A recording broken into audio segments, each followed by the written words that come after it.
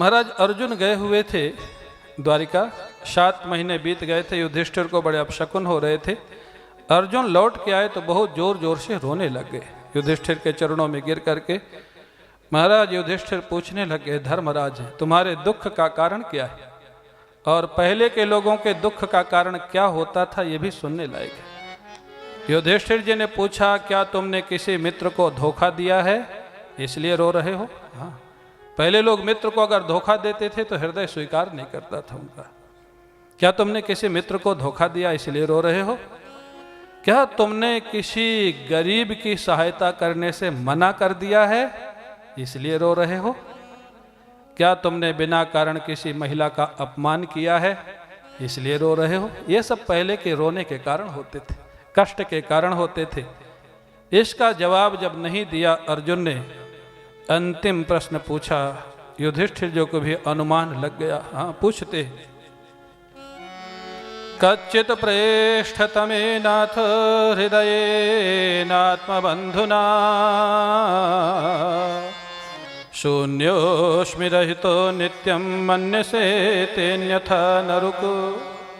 अर्जुन, क्या तुम्हारे प्राण सर्वस्व श्याम सुंदर का तुमसे वियोग तो नहीं हो गया इसलिए रो रहे हो? जहाँ श्री कृष्ण की याद दिलाई युधिष्ठिर ने, अर्जुन और जोर जोर से रोने लग गए। हाँ? इतना तादात्म्य था, इतना प्रेम था श्री कृष्ण अर्जुन का आपस में, वो तो नाम लेते ही और जोर जोर से रोने लग गए। 1 घंटा रोते रहे, बोला नहीं जा रहा, इतना रो रहे हैं। और जब बोले तो महाराज एक विलक्षण भाषा में बोले, वंचितो हम महाराज हरिणा बंधु रूपिणा।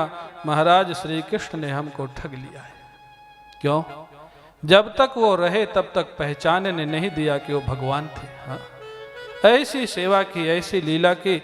अर्जुन कहता है, महाराज आपको पता है, सब लोगों को ये तो पता है कि वो मेरे सारथी बने, आप लोगों को भी सबको यही पता होगा प्रायः। भगवान कृष्ण अर्जुन के सारथी बने ये सब जानते हैं, लेकिन सारथी से भी आगे वाला काम भी किया। ये अर्जुन आज रो रो के बता रहे हैं, भैया आपको पता है, रथ हाँकते हाँकते बीच युद्ध में कभी मेरे घोड़े थक जाते थे तो कन्हैया उतर करके घोड़ों की मालिश करते थे और मेरे को युद्ध में आगे बढ़ाते थे। आप कल्पना कर सकते हैं ऐसा ठाकुर जो भक्त की सेवा नहीं, भक्त के रथ के घोड़ों की भी सेवा करता है। अर्जुन रो रहे हैं, जोर जोर से रोने लग गए भगवान की याद करके। और युधिष्ठिर को जब ये बात पता लगी वो भी गंभीर हो गए। उन्होंने सोचा अगर भगवान ने इस धराधाम को छोड़ दिया तो अब मेरे भी रहने का कोई यहाँ पर कारण नहीं है। तुरंत अपने पौत्र परीक्षित को राजा बनाया, तुरंत।